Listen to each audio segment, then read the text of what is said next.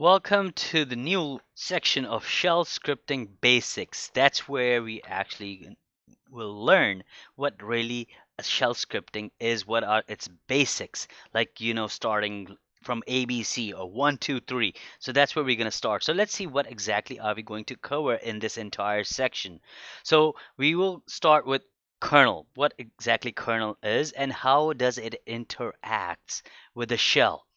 And is there a kernel, an operating system, and how does it interacts with your hardware and how does it interacts with your shell and your operating system? What exactly shell is, of course, this is the main thing we wanted to know. How the shell scripting works.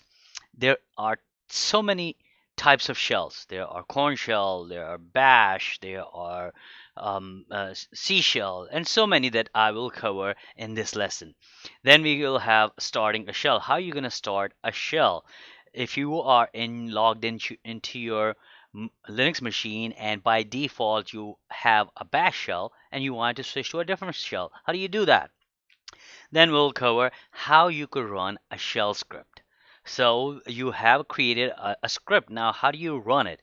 So this is a few things, very basic ones that you should really know. And this is like a fundamental things that you should understand and put it somewhere, deep in your head that outside of these are like actual guidelines that you have to follow in order to run a perfect shell script. So you would know when if there is an error message or if there's a problem when you're running a shell script, why did it happen?